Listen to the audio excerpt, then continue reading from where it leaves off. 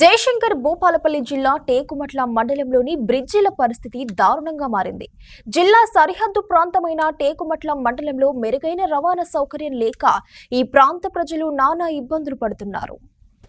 జయశంకర్ భూపాలపల్లి జిల్లా టేకుమట్ల మండలం గర్మిళ్లపల్లి, పెద్దపల్లి జిల్లా ముత్తారం మండలం ఓడేడు గ్రామాల మధ్య మానేరు వాగుపై నిర్మిస్తున్న హైలెవెల్ వంతెన నిర్మాణ పనుల్లో నిర్లక్ష్యపు నీడలు కమ్ముకున్నాయి. 47 కోట్ల రూపాయలు మంజూరైన వంతెన నిర్మాణ పనులపై అధికారులు, ప్రజాప్రతినిధులు పట్టించుకోవడం లేదు.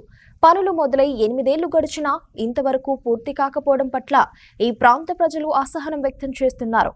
వంతెన నిర్మాణం పూర్తయితే 2 జిల్లాల ప్రజలకు రవాణా సౌకర్యం ఎంతో మెరుగుపడుతుంది. ఈ వంతెన నిర్మాణం కోసం సరిహద్దు ప్రాంతాల ప్రజలు ఎన్నో ఏళ్లుగా ఎదురు చూస్తున్నప్పటికీ కాంట్రాక్టర్ నిర్లక్ష్యం కారణంగా పనులు ఎక్కడికక్కడే నిలిచిపోయాయి. ఇక వర్షాకాలం వచ్చిందంటే ప్రాణాలు అరచేతిలో పెట్టుకుని ఈ ప్రాంత ప్రజలు సరిహద్దులు దాటవలసిన పరిస్థితులు ఏర్పడుతున్నాయి. వంతెన నిర్మాణం పూర్తి కావాలని ఎదురు చూస్తున్నప్పటికీ అధికారులు పట్టింపు లేకుండా వ్యవహరించడం పలు విమర్శలకు దారితీస్తోంది.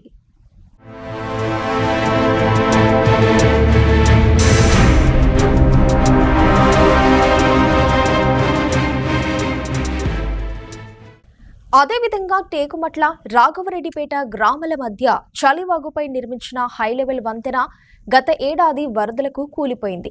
ఏళ్ల తరబడి చెక్కు చెదరకుండా ఉండవలసిన వంతెన 10 ఏళ్లు కూడా గడవక ముందే కూలిపోయింది.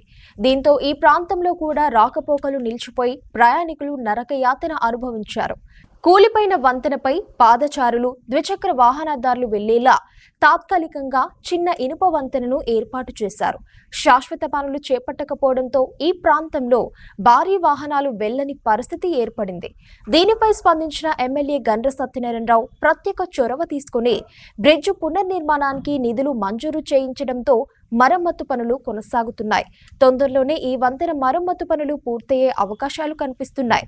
ప్రస్తుతం వర్షాలు కురిసి వరదలు ఉప్పొంగితే ప్రజలకు ఇబ్బందులు తప్పవు. ఇప్పటికైనా అధికారులు, ప్రజాప్రతినిధులు స్పందించి మండలంలోని 2 వంతెనలను పూర్తి చేయాలని ప్రజలు కోరుకుంటున్నారు.